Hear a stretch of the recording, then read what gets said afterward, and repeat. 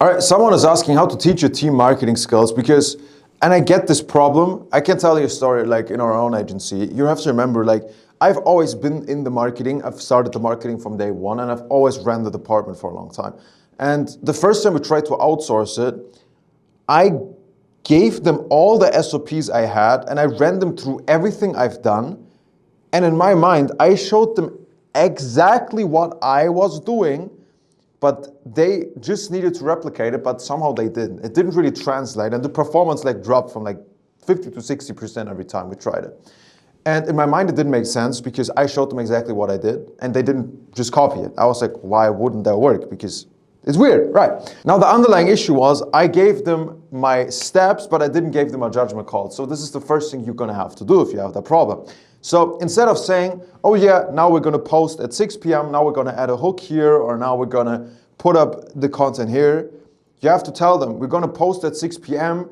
because the audience peaks at 6 to 8 p.m. That's the judgment call. We're gonna put a hook here so the people are gonna keep watching the video and they know what's about to happen next, all that stuff. So I just redid all of the documentation, which sucked. But I redid all of the SOPs, the way I explained things, all the systems I gave them, and now I explained every single step. And guess what? It fucking worked, right? That's the first thing.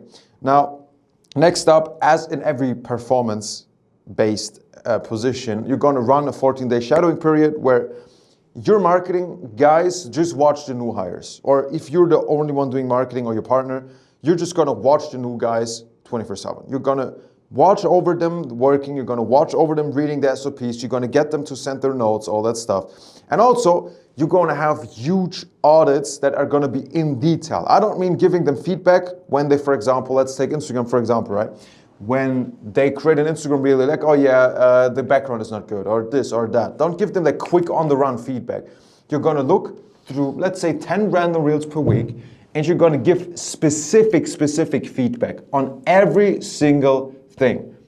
From how the work has been done, from the speed to the text to the video. You're gonna fundamentally review the reels.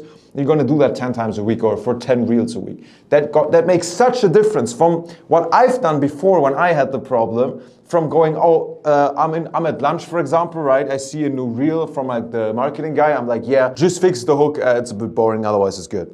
You know, of course he's not gonna improve, and he also feels that I don't give a shit. But if I send him like a 3-hour Loom video being like, yo, here's feedback to everything. Now he also, on the one hand, learns way more, but even if he would be a bit lazy, now he knows, okay, there's no way I'm gonna go across the feedback, which is one of the main learnings we have for the marketing team, outside of obviously it being a skill that needs a bunch of reps. So the more reels they watch, this is the last thing I want to mention, the more reels your marketing team watches and the more they create, the faster you're going to get to that point where they make you money. That's the metric.